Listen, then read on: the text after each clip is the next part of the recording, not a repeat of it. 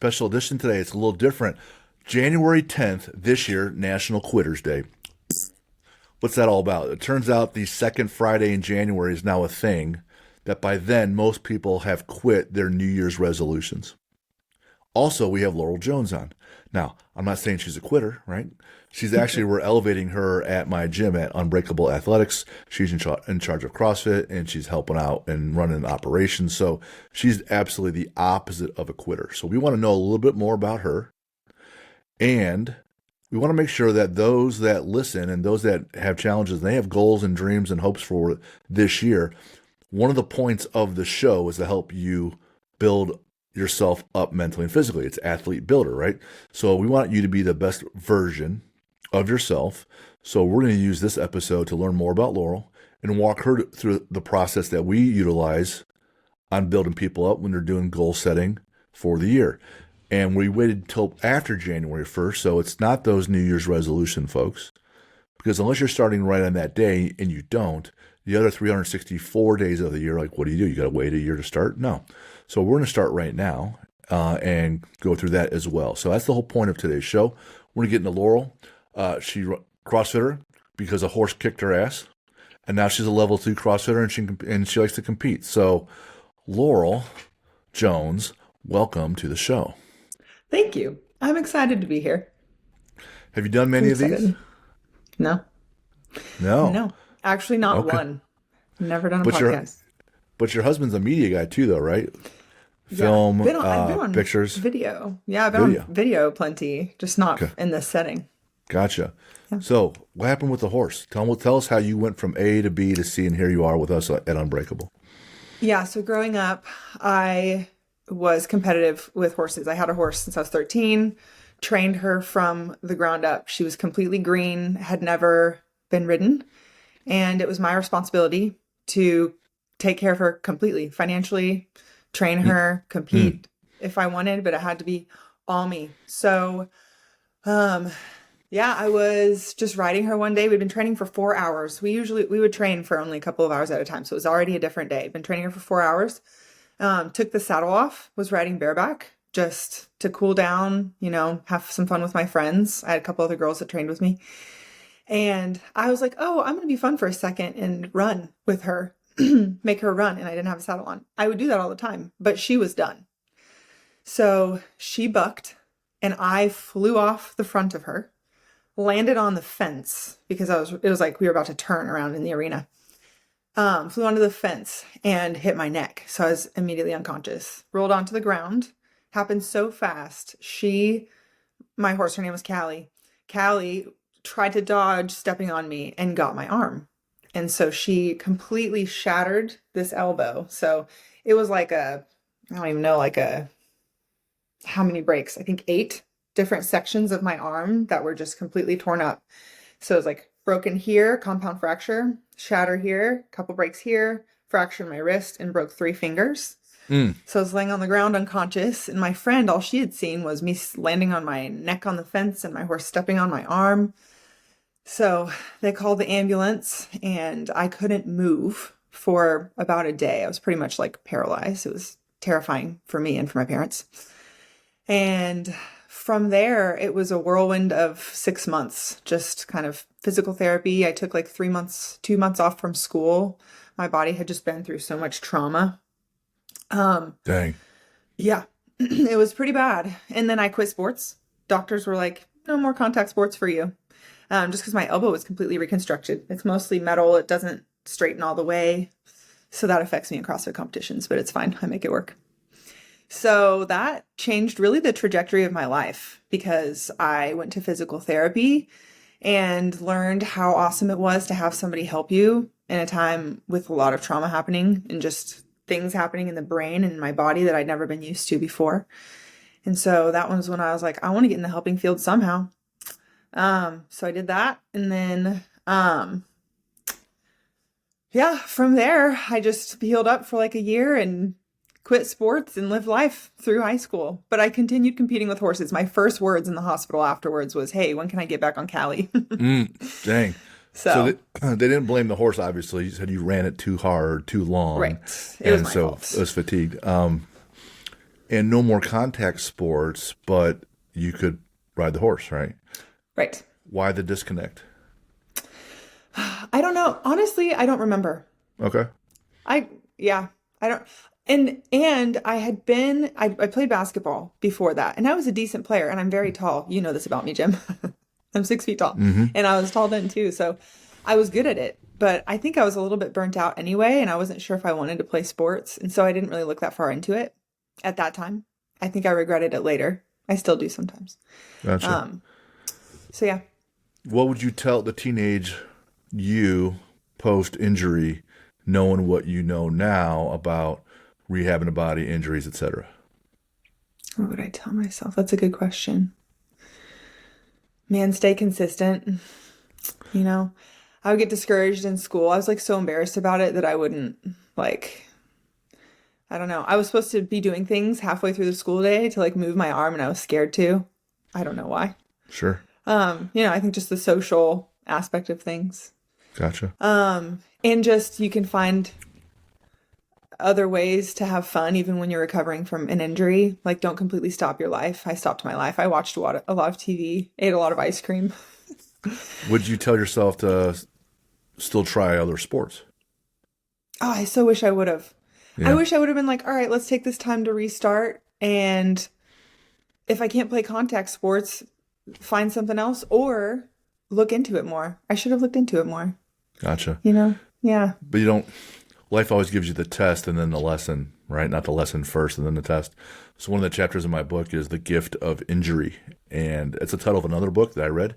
But it's, how do you apply that injury to building yourself up as an athlete in other areas, right?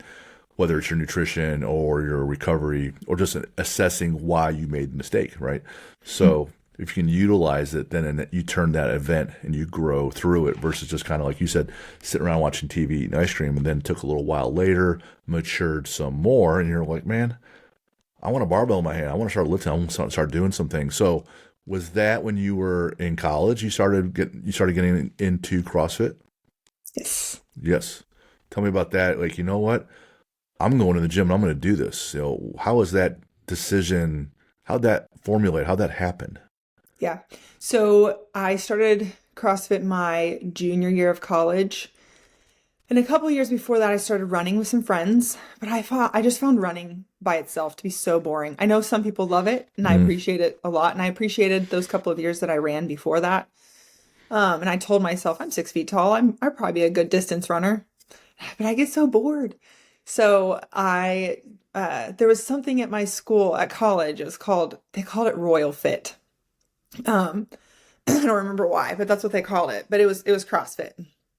And I went to a class one day. I was absolutely terrified because I hadn't really moved much outside of running since my accident. And that was probably 7 years earlier.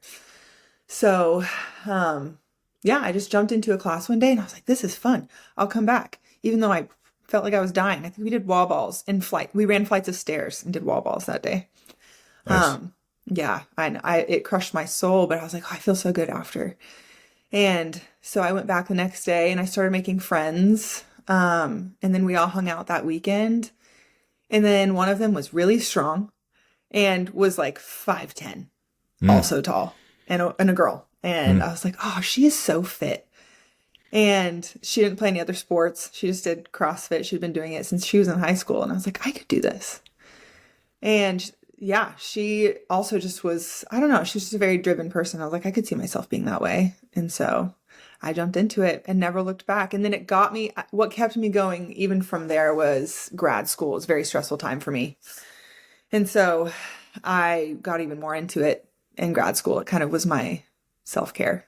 So, and then I just realized how much it would help me focus in life, Sure. Yeah. Endorphin released, cortisol levels impacted, right? Clarity, brain fog, it's a stressor, but actually is a anti-stressor for you because your brain's doing so much work.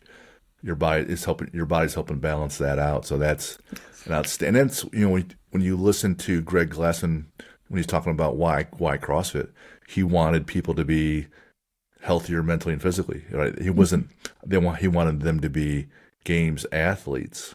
Right. He wants them well-rounded so they can handle life.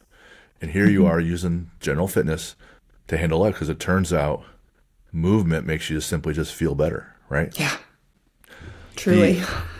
The I went to Zach Evanesh's clinic, or underground strength con is what he called it, out there in New Jersey and New York a few months back, and we're sitting for 3 hours, right, in the morning, and getting ready to have lunch. And he goes, "All right, everybody up, push-up position," and it's 5 shoulder tap push-ups, 5 squats, and 4, 4, 3, 3, 2, 2, 1, 1. And people just kind of look at each other. So we're doing it, like we're obedient, and then we do some shoulder work and some rowing, and the whole thing took like 6, 7 minutes. And he goes, "How do you feel?" And we're like, "Oh, we feel so much better." Yeah, you've been sitting there, and now you got some blood flow and some movement. Now your body feels better just from a 6, 7 minute warm up, right before you go have lunch.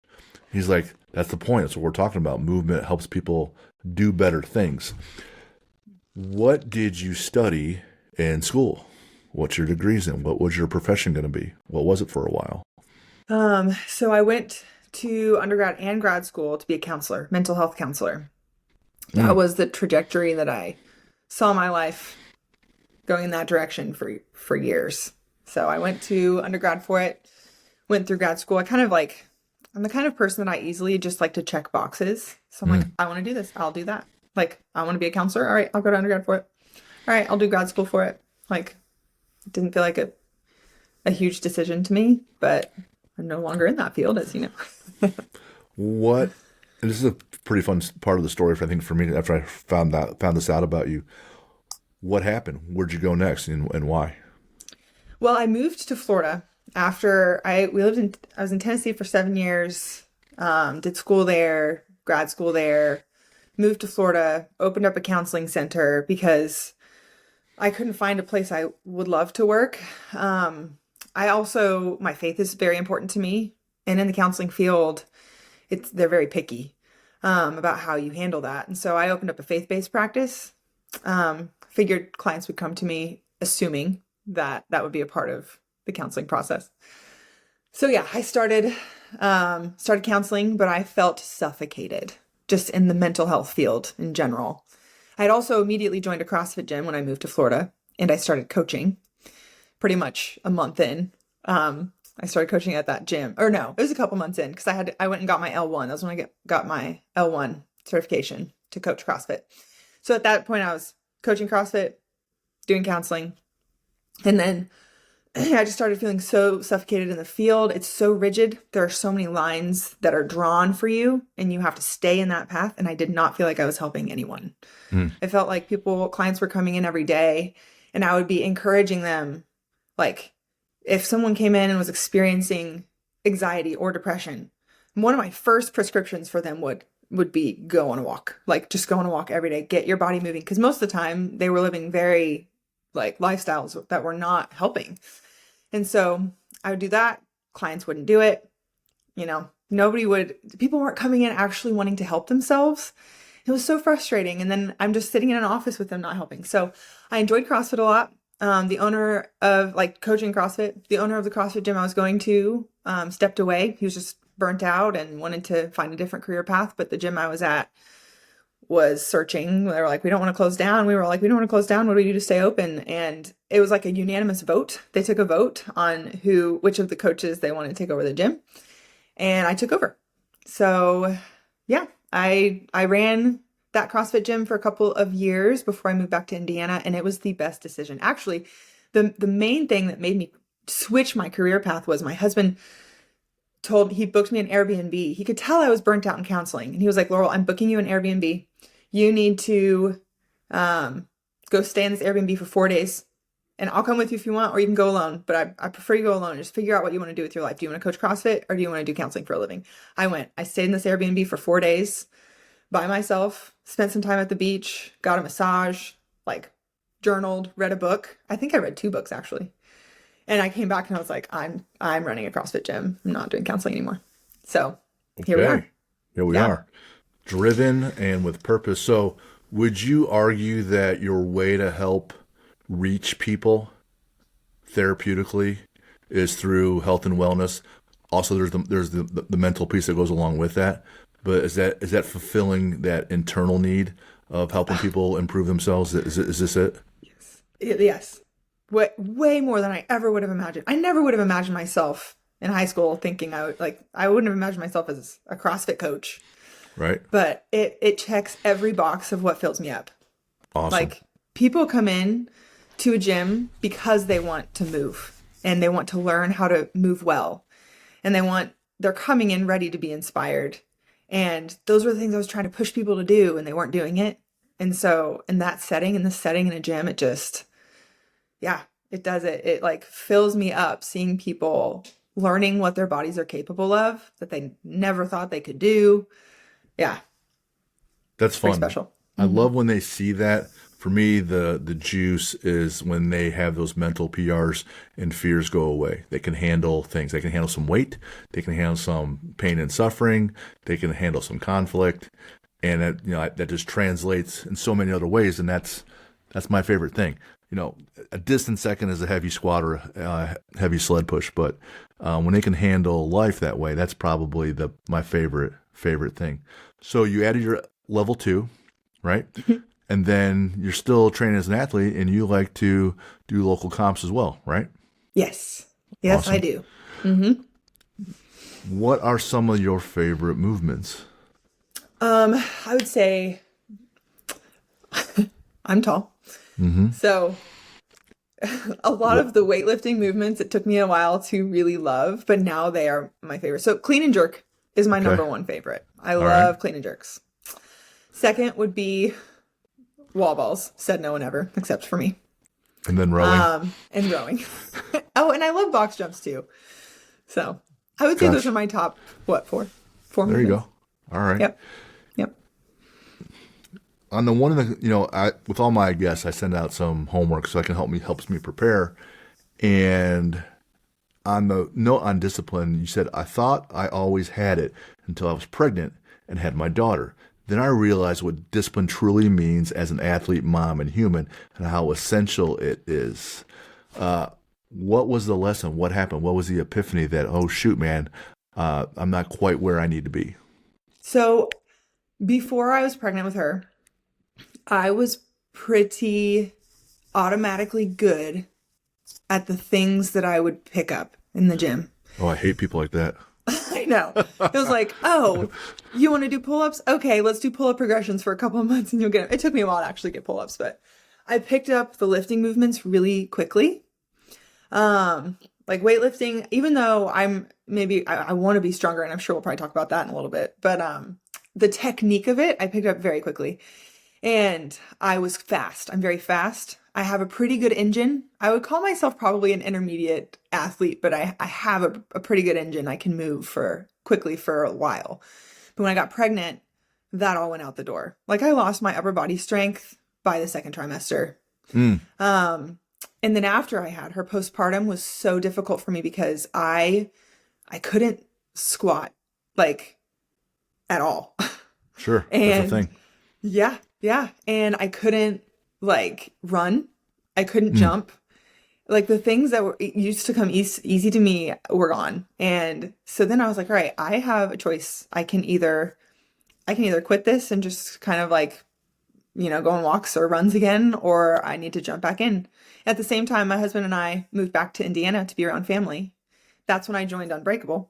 But that was in the season where I was like the weakest that I've ever been in my entire life, probably before I even started CrossFit. So the discipline side of it was, at some point you have to make a decision for yourself. Like, you have this trajectory of your life. What do you want it to look like? Especially after you have a kid, it just changes so much. Like, and so I told myself, I am not enjoying this at all right now, but I'm going to go anyway, because I know that I'm going to need it one day. And I know my daughter is going to need to see me doing it. So I did. I joined the gym again and I got back into it, and I just went every day. I told myself, you just have to step into the gym doors.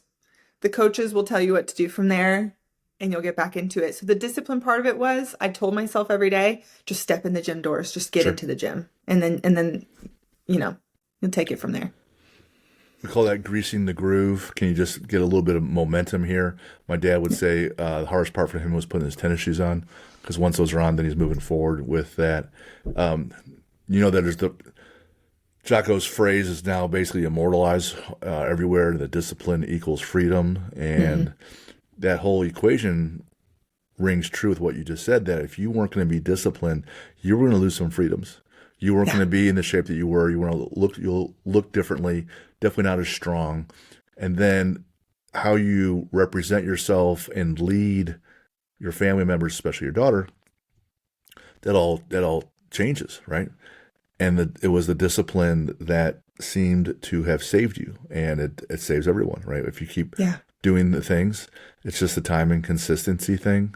It's the hardest sell, because I'm like, hey, how long does it take to be really good at CrossFit? I'm like, 2 years at least. And they're like, what? I go, yeah, I'm sorry. Yeah, I can give you 60 different movements on squatting alone. So that's 60, right? And there's another 50 movements. So by the time you learn everything, but the point is just to keep going. It'll be just fine, right? Yes. And going when motivation isn't, everybody's so motivated when they first start something, like start CrossFit or whatever. Oh, yeah. And so for me, it used to be so easy for me to be motivated, because I was, I had learned pull-ups, and I'd learned chest bar, and I'd learned bar muscle ups, and I'd learned, like I was like reaching a lot of goals. And so the discipline part of it was when the motivation was gone, and I had to figure out how to go anyway. And there's such a difference there that I think people have to realize in their fitness journey, that, okay, Laurel, what do you do when I'm not, like, how do you keep moving when you're not motivated? You just keep moving. Like, you just do it. Well, that's why it's the greatest slogan all the time. Just do it. And it sure is easy to be disciplined when everyone's having a lot of wins, right? When everything's coming easy. Yep. Yeah. So when Jocko says the losing part is when it's hard, right? Winning's easy. The losing part is hard, because then you have to go and do things that you're not necessarily loving to do. So do you have a process for creating your own motivation that helps you with your discipline? So I know I'm training 4 days a week, right? But there's some days I'm going to the gym. I don't want to go. I don't feel like going, right? I know what things I do, my little tricks, my little mind games I play to make sure I still make it happen. You got any little tricks or mind games when you're not quite feeling it, but you do it anyways? Yeah. I set a schedule up for myself. So when I first started coming back, I told myself Monday, Wednesday, Thursday, Friday.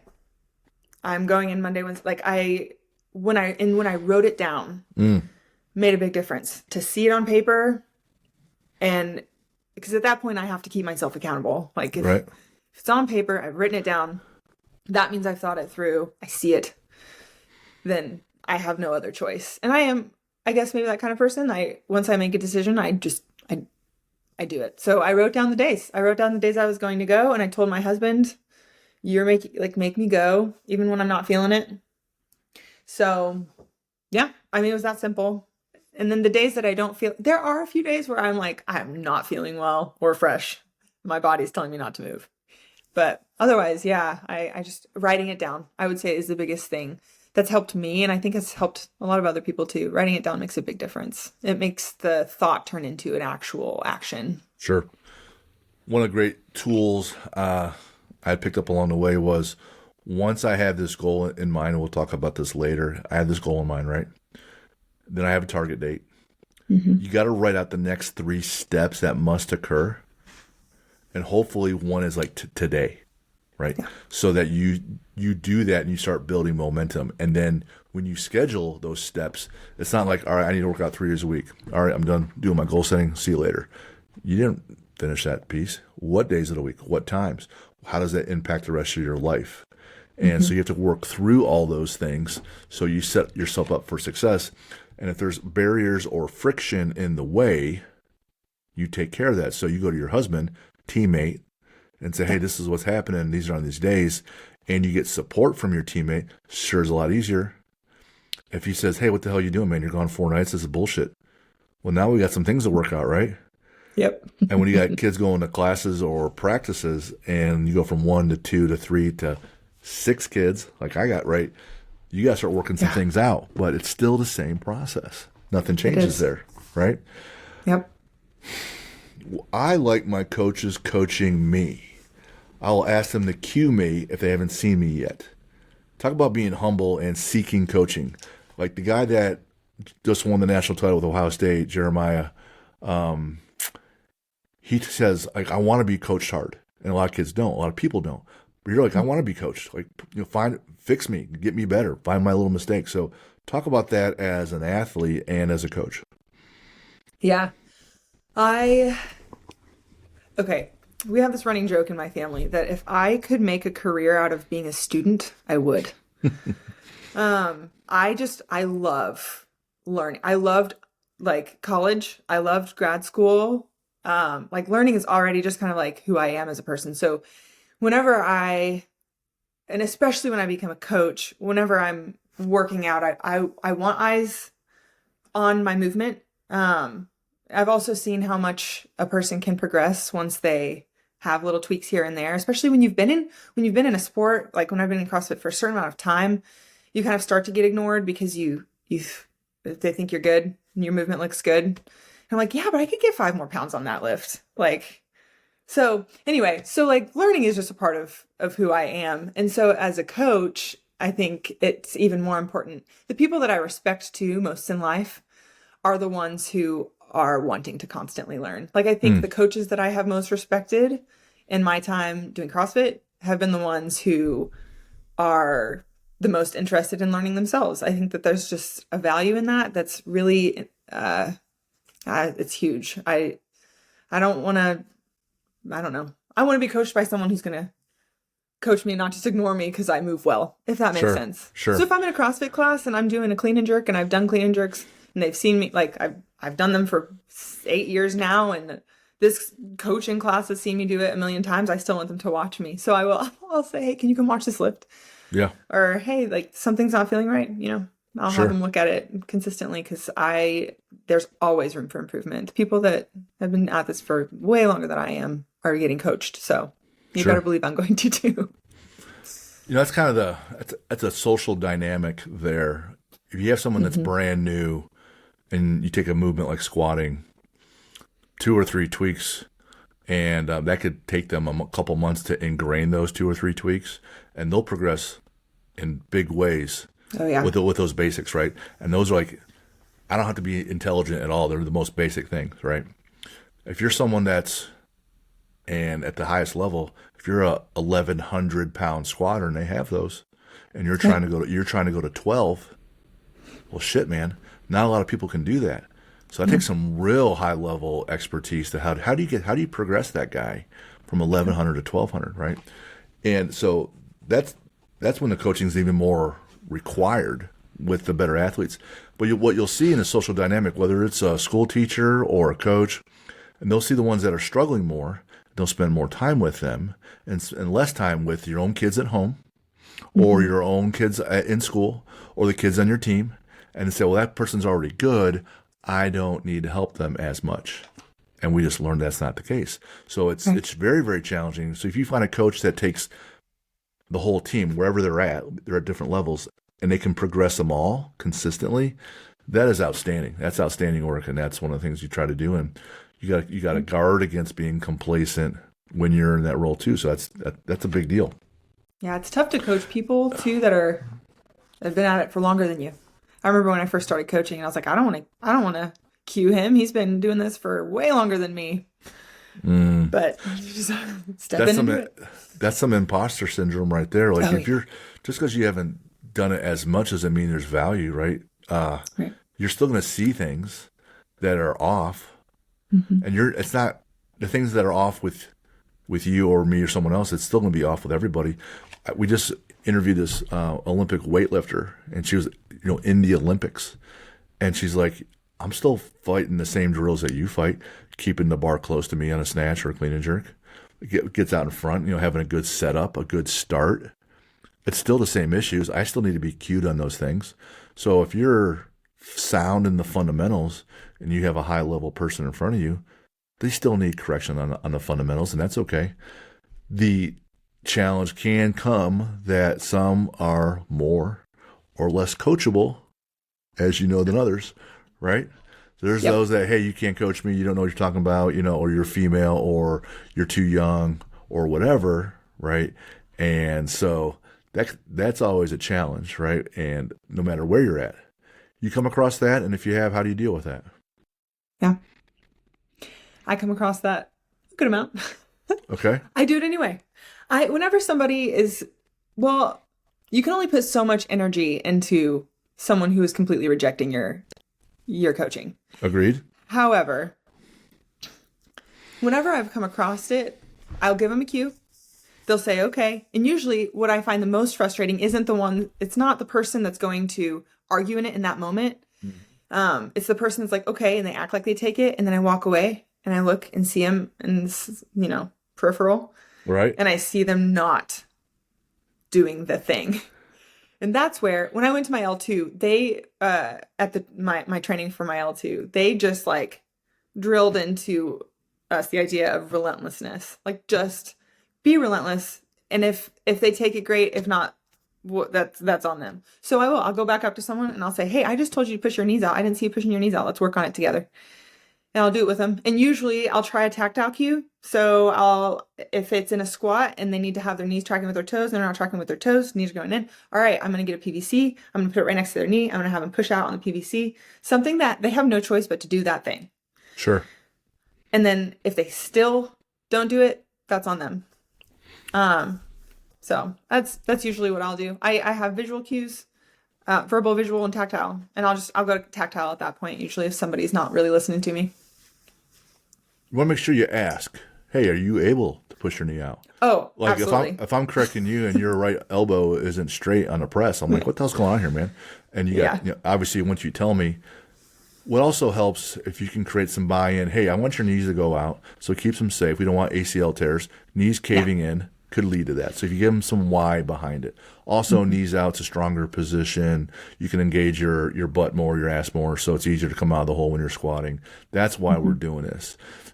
So and if you don't want to have long-term knee pain, this is another reason. So if you can get some buy-in that way, and then give them the visual, tactile cues, etc., and they still don't, well, then they're just not going to do it, right? Exactly. So you keep overreaching, and then at some point you go coach someone else, right? Yep. I used to not eat enough protein.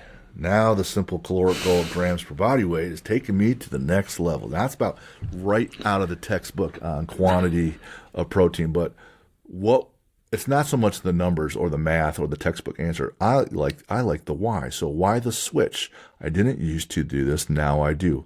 What happened? Why now? What happened? I got so tired of not being strong enough. And I don't count calories. I'm not necessarily a calorie counter. I've always just told myself, I eat whole foods. Yeah. However, I just wasn't getting stronger for too long. And I don't remember who I was talking to. I was talking to somebody at the gym back in Florida about it. And that was when I really learned the importance of protein. This was a couple of years ago, but, they had me just track my protein for the week. And I did. And I was like getting half of the protein that I needed. I was like, no wonder I'm so tired. And no wonder I'm not lifting more than some measly weight in my squats when I should be lifting a lot more. So I started just learning the portions on my protein, really just kind of like skyrocket. Number one, my energy. It skyrocketed my energy. And number two, it skyrocketed my strength. So I don't think that we focused on that enough in today's society. I think we're starting to a little bit more, but that was the main switch. I just had a conversation with someone and I was like, I tracked it for 1 week and that's all I needed. Right. So, right. Yeah. It's great when you have a cause and effect. I did this and these things happen. So then there's, reinforcement. So that's huge. Switching gears, we're already started in 2025. We talked about National Quitters Day, which is a disgusting day. And this year was January 10th, especially since one of the core values of the gym is the word sisu, which means never, ever quit. And it's tattooed on my arm. Yeah. Right. It's so important. When someone said to me the other day, I was like, oh my God, what is happening in this world? And I feel compelled. Hey, how do we help people address things? So as you know, book is out. but how do we implement? How do we do things? Words are nice, podcasts are nice, but how do we do things? I'll imagine what you do, right? So then this is now out. That's the planner that goes along with it. So, lab experiment. We got Laurel Jones in here. And the idea is, it's called Athlete Builder. So I hear, well, what if I'm not an athlete? Well, if you're doing anything physical in your life, I look at you as an athlete because you have to do athletic things. Even if you're not like a first responder or whatever, you're doing something physical to handle life. You could be in a car accident or in a fight, whatever. It's also geared towards if you're in a team sport, how do you incorporate those things, right? So you utilize it to whatever you need to, and then you can use the tools as basically as you need, or as intricately as you need, right? So you just keep reapplying the same process, make it harder or easier. So let's dig in deep with Laurel. Do you have any basic goals for 2025? I don't necessarily need to know what they are yet, but do you have any? Yes. Yes? I do. Okay. Are they physical goals for yourself or for a team or what? Yep. Physical goals for myself this year. Gotcha. Well, let me tell you how we came about this process. It's COVID, right? The gym is shut down, and my wife and I were dealing with Jessie Dale, who's outstanding and elite level with nutrition. And she's like, we need to add nutrition to the business, right? So we go through the certifications there and we learn about his process, and we started learning how to manage people with their nutrition. He puts me on Atomic Habits, and you see all the books behind me. This is just a small fraction. Like, you want to talk about continuing education. Girl, I got you for the next 5 years. You won't be able to sit still. I got so much information to pour into you. But you take Jesse's nutrition process and then Atomic Habits process of how do you build things. Shout out Eric Farley for introducing that book as well. And then I start working with Jack and Timmy and the other guys at the gym. They're trying to be college athletes, and then they are. Then I'm like, all right, so what we do is we adjust people's habits week in and week out just on nutrition. Then I'm like, well, there's more to building an athlete. This is like in 2021 and 22. I'm like, there's the mindset. I'm like, what is it? You got to have the mindset, the knowledge, working with teammates, blah, blah, blah. Nutrition, recovery, and training. So I'm like, do you just progress people the same way in all 6 of those areas? Yes.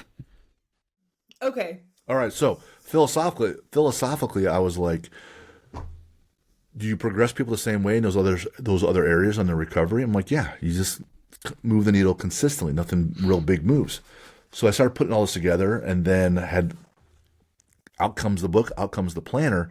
Here we are today. So the next thing I do with you, Laura, you're coming in here, we're going to talk about your goals. Yeah. What are they specifically? Okay, so I have waited way too long to make this a goal. So Okay. It's time.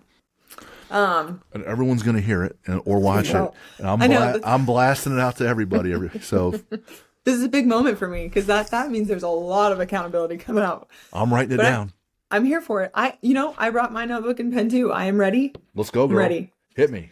I gotta get stronger. Oh. So. Stronger. Yep. So, and specifically, like in the gym, a goal for the year, number one, is just lower body strength. So, squats, deadlifts. They have always been just like this looming cloud over my head. I'm like a really good athlete, and then I squat this, and I'm like, that's not cool. What about? So I have numbers in my head too, but I don't know how far into this you want to go. But yeah, go. How about upper body? I do. I have goals there as well. However, they're a little bit different. So my 2 things this year is lower body strength, and then yes, upper body strength is part of it as well. But it's specific. There's a couple specific movements even that I'm wanting to work on in the upper body. And they are lower body strength. Bar muscle ups and ring muscle ups. Gotcha. So the gymnastics piece, that's critical in CrossFit. Yep. Gotcha. Which involves a ton of strength, actually, even though it's body weight. All right. That's why it's strength, upper body as well. It's just different. A little bit Gotcha. different. So if I take you to page 9 in the workbook, and you can pull it off if you want, or you don't have to, I'm going to ask you again, why are those your goals? Okay, well, number one, I think that ultimately my goal is to be a more well-rounded athlete. Okay. And those are two areas that they're the two main areas that I find myself lacking in. Gotcha. So that's the main reason why I'm going for them. But also just the lower body is just because like that's the foundation. That's what I walk on. Gotcha. So And that's true. So as an athlete or in a relationship or a business, we call that their limiting factor. What's holding them back? Yep. Right? And you're saying that's holding you back the most. Why is that important? And you said, well, because it's the foundation, right? And so there's some things you want to do. Why is the foundation? Why are these things that you want to do? Bigger squat. Why is that even important to you? Because if you're already a well-rounded, healthy athlete, I can say, well, who cares? Why do you want to be stronger? Why do you want to have a better base, a better foundation? So that's my next question is why? Well, number one would be I want to be more competitive. There, okay. Yep. So I have a lot of fun competing, and it's what keeps me motivated. Yep. And those are the things that I dread when it comes to competing. Gotcha. So I'm like, I don't like if that's the thing that's holding me back, then no, like let's change it. So why do you want to be competitive? Why do you want to be competitive? Because I'm so close to being competitive. Like I'm always in the top fourth, like 1/4 of the rankings, the leaderboard at competitions. Gotcha. And so to take it from being just the top 1/4 to being the top 3, that to me, like that's my next step. Like I've reached there, so why not reach the next step? So the whole point of this exercise right now is I call it the 7 levels of why. So I ask you basically 7 different times why. So I'm gonna say, why do you want to get to that next level? And your answer is. See, this is not staged. This is real. To be more competitive. So is it? I just want to beat people. I want a best version of myself. I want to show that I can. It helps my identity. I think a lot of it is It's I fun want to smashing people. I want to show myself that I can. Okay. So yeah, one of my limiting factors is that I don't have a super competitive personality. So my goal isn't usually to beat other people. It's more so to beat myself. Right. That's to show myself I can do something, and I want something to make me and my husband and daughter. I want them to come and cheer me on and see it happen. So those are we call those intrinsic, not extrinsic. So beating someone else, getting a title, that's an extrinsic goal, and those are totally fine. Yeah. Yours are more intrinsic. I want to be the best version of myself. I want to beat the old version that couldn't do these things. And it sounds like, I don't want to put words in your mouth, some of those heavier lifts might cause some fear. Yeah. And I'm tired of being afraid. I'm tired of having that fear beat me. And this is coming from the mental health person or the psychology person, right? And so I want to do this for my family. I want to do this for my daughter and represent and lead.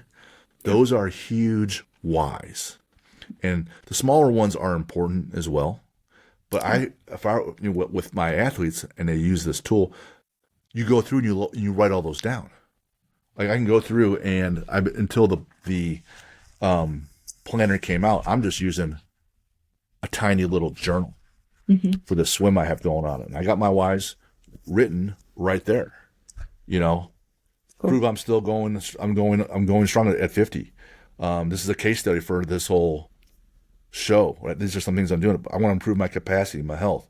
I always admired working with the Navy SEALs now that I can. But then the ones that are starred, Jack, Maddie, and Sam, Jen, my wife, doing it for God, right? So they're all written right there. And so when you talk about losing your motivation some days, you go back and remind yourself, and you're like, oh, well, shit, here you go. All right, so I want to get stronger, and I want to work on the upper body gymnastics. Yep. Then I'm going to ask you, because it's all about intrinsic and finding your identity and get inside of you emotionally, right? Like, who are you, right? what do you stand for? And so if you go like, you don't have to do this, but I walk people through this on page 14. Like, I can tell people what my core values are. But now that I know where you want to go, I have to ask you what your core values are. And the reason behind that is when you say these 3, 4, 5, 6 words, those words hold you accountable. Yeah. Right? So I'm going to ask you, what core values do you have? And you're going to tell me. All right. Well, number one is my faith. Great. So the biggest thing that drives me in life is that. Okay. is everything that I do it for the glory of God. And Great. So when it comes to like these goals, they kind of, I don't know, when you look at them on paper, it's like, okay, what does that have to do with it? But also, I think part of it is, I don't know, we can go further into that, I guess. Faith is one of my core values. Any others? Something you want to be known for, something that helps guide and push you. Yeah, absolutely. I mean, disciplined. Yep. I think is I kind of figured you would say that one. Yeah, that's a big one. If it's just 2, that's fine. I have one more, probably. I do. I have one more. It's the teamwork aspect. Yeah. So I don't want to do it alone. Gotcha. So we had one guy on the podcast, and he says he's the hands and feet of God. You want to represent and be the best version, and because he's doing it for him. So whether you're a faith person or not, you're trying to do this to represent God, but you're also doing it for your teammates, and that's your family teammates, and those in the gym, right? So you're doing it for something that's within you, but also beyond you a little bit, and then the discipline component, right? So if I show up every day and I'm thinking I'm doing this for my friends and family, I'm doing this for myself to be disciplined, I'm doing this for my faith. Well, when you stop doing those things, when you stop showing up, when you stop the things you need to do, you realize you're breaking those core values, and it hurts, right? So these are the things that help keep you accountable. As for your targets, this is where we get a little bit more specific, right? These are actually like tangible targets. If you're a 100-pound squatter, you might say, I want to be a 200-pound squatter. But so let's just stick with one area. You said lower body strength. Do you have any specific targets, lower body, 1 or 2, for the rest of 2025? I want to squat over 200. Okay. Anything else? Deadlift over 300. Okay. Those would be the main 2. Just to kind of, measurable goals.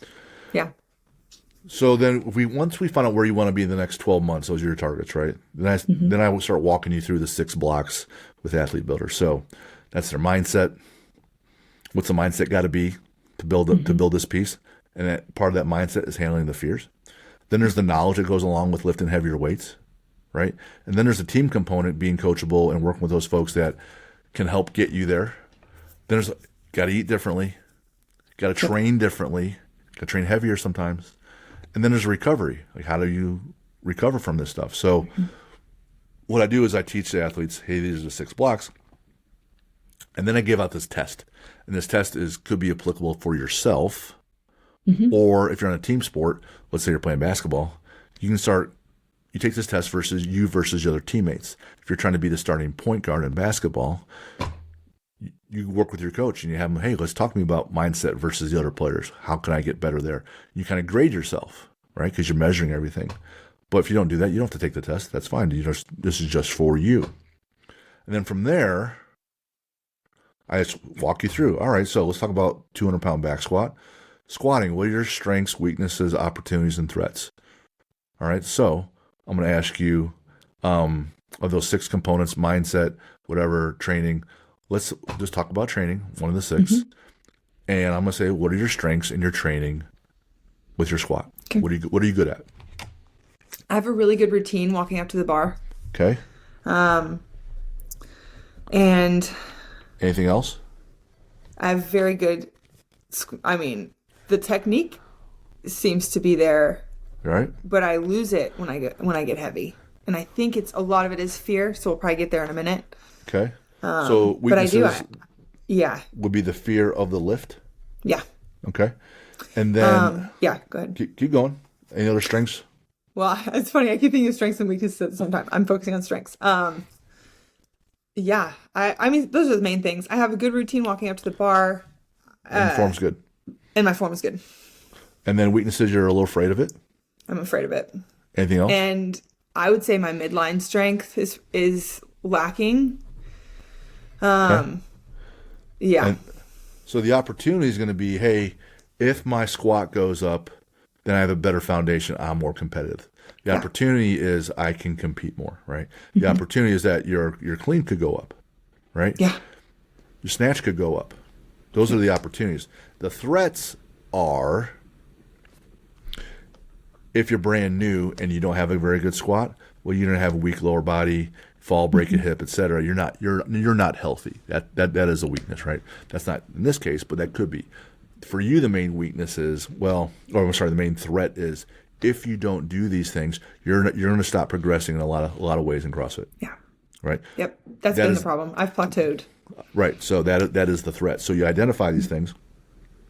Your routine, we want to keep smashing that. That's how you're going to beat other folks or beat the old version of yourself.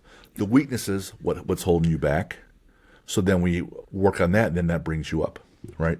So I walk you through that, and then one of the pages, I think it's like on, I don't know, page 38, we just write a summary of everything in all 6 areas. So on squatting, here's what we're good at. So then it comes down to what habits do we need to do? What do we actually need to do, right? Yeah. So if it's fear or if it's the squatting days, well, one of the habits is you can't miss a leg day, right? Yeah. So Mondays and Thursdays has to be locked in. Write that one down. Yeah. What are other habits? So habit number 2 is going to be you can't miss accessories. Right. Number 3 is going to be you have to learn how to PR and be relentless in PRing your accessories. Shorter, smaller movements, less risk.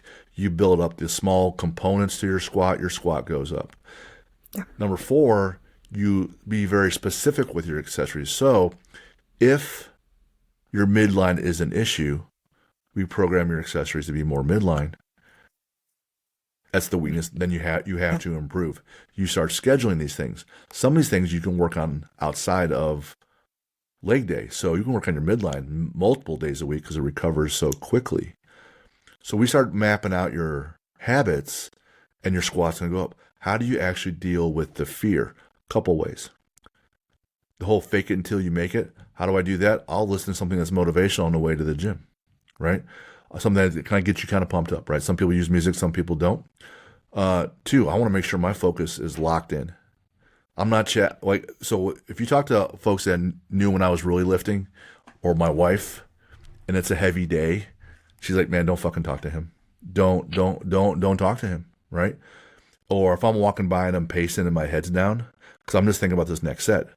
Yeah. So if your focus is lacking on those days and you're chatty Cathy, well, then the intensity is going to struggle. It's not going to be there. And to be able to flip that switch and be really intense, some can do that, some not so much. I couldn't. So I'm intense the whole session until that's over with. I'll be thinking about it the day before sometimes, right?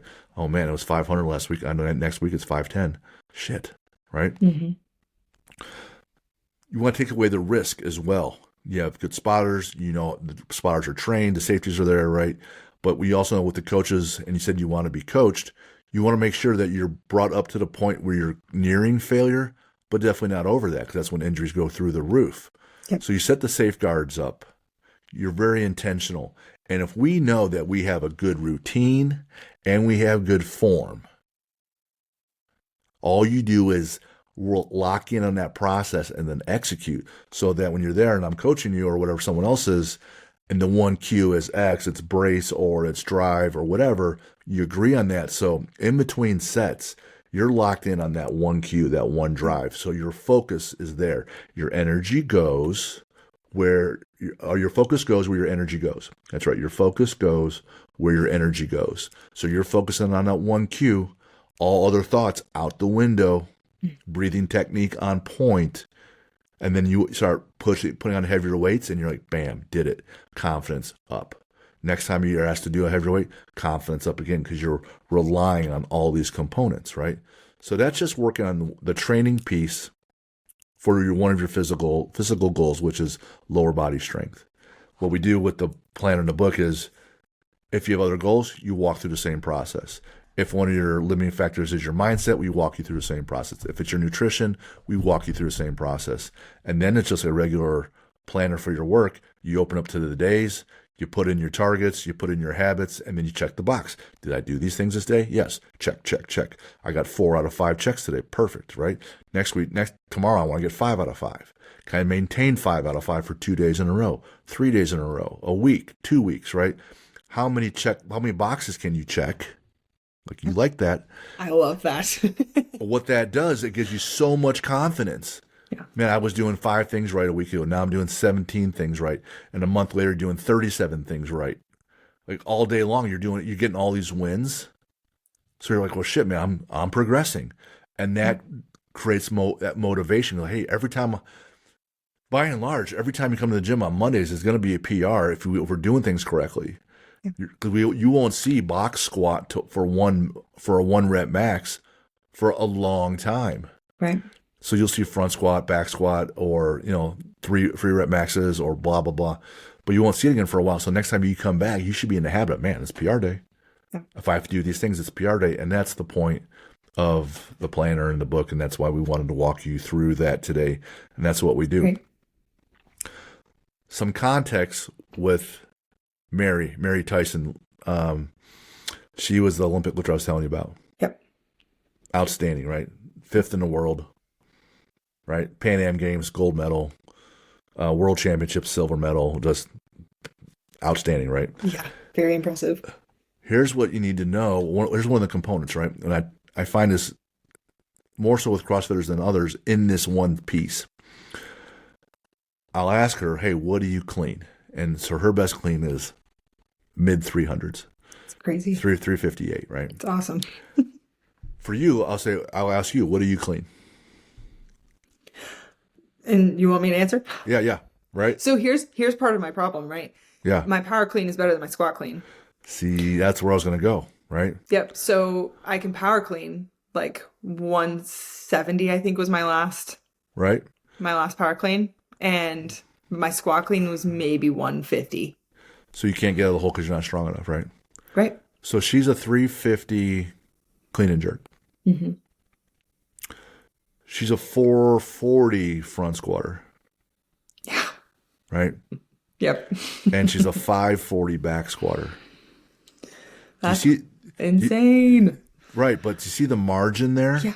Yeah. The strength is definitely not the limiting factor. Exactly. If her technique is right, that won't be the limiting factor either. It'll be like her speed down. Can she catch the weight? Mm-hmm.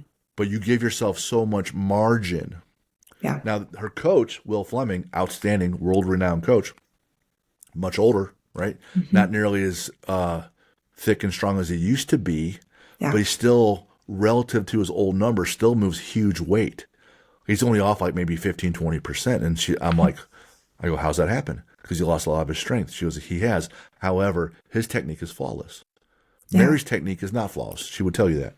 She hits her positions decently, but not perfectly. Whereas Will, he lost his strength, but his competitive advantage is that he hits every position perfectly. His speed is perfect. So he can still move a bunch of weight because his technique is perfect. So, but to your point, you said, well, this is holding me back.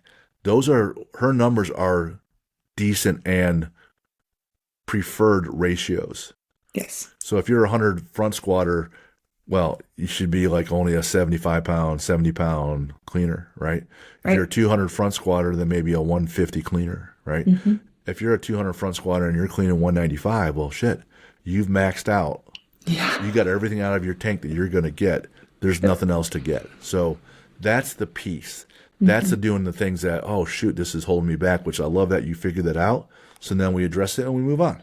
Yeah. Super easy that way. We'll say, well, how do you progress? This is the trick. This is how you do it. There's no other way around it. You got to find what's holding you back and fix it. So that's what we're doing. Yeah. And that was the point of today's exercise. So I hope that was helpful. Very, and I'm excited. So in terms of getting you stronger, that's one of my favorite things. So we'll definitely be talking about that more. Yeah. When you're training, what do you love to listen to? Okay. I'll just go with it. I listen to worship music when I'm by myself. Okay. Yeah, keeps my heart rate down, which I Okay. like. When All I'm right. not by myself and I'm with a group of people, I will listen to literally anything. Okay. I'll listen to a podcast, country music, rock, rap. I don't care. I just need something there. Gotcha.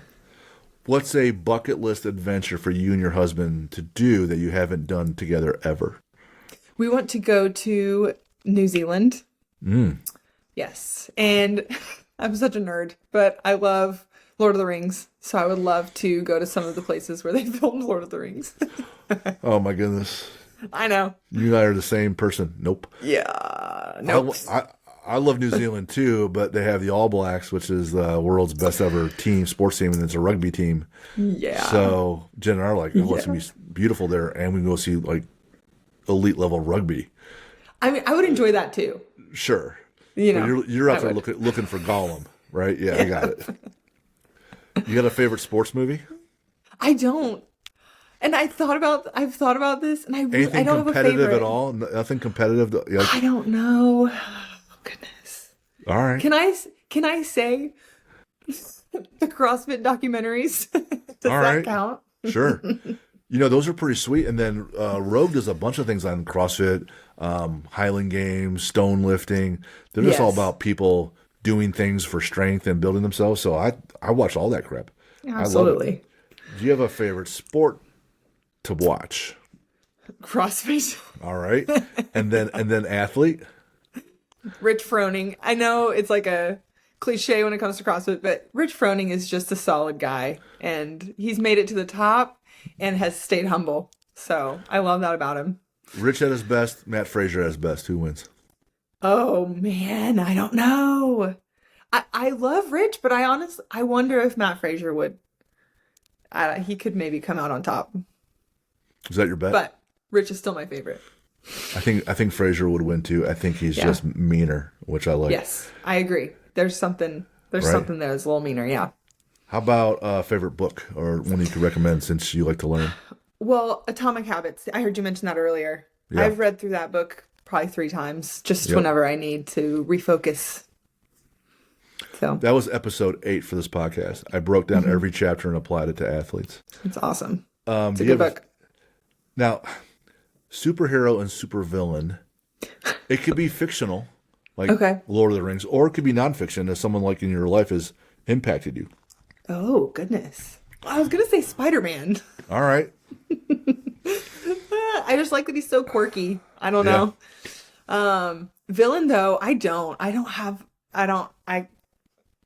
I could like make one up, but I really don't have a favorite villain.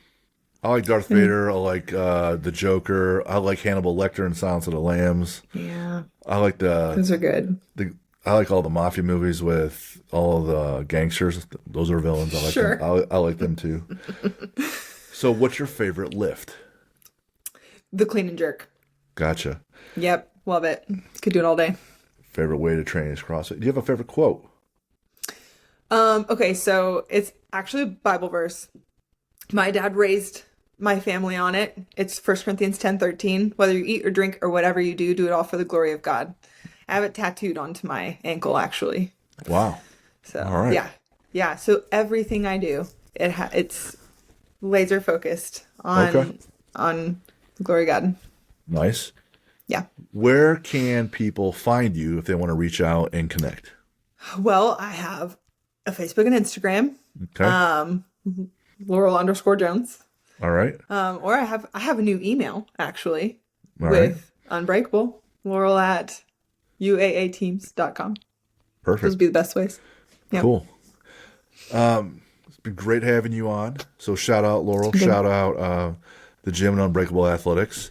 Shout out Jocko Fuel.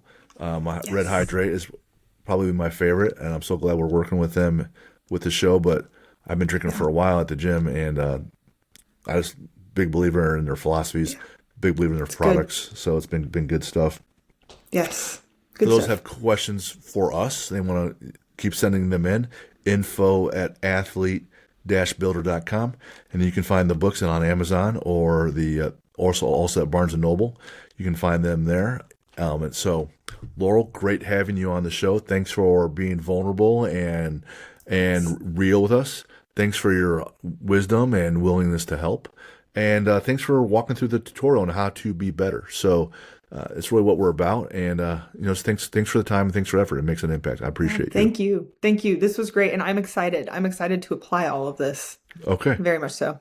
Yeah. Well, I'll be seeing you tomorrow. All right. Sounds Have a good good. one. See ya. Thanks.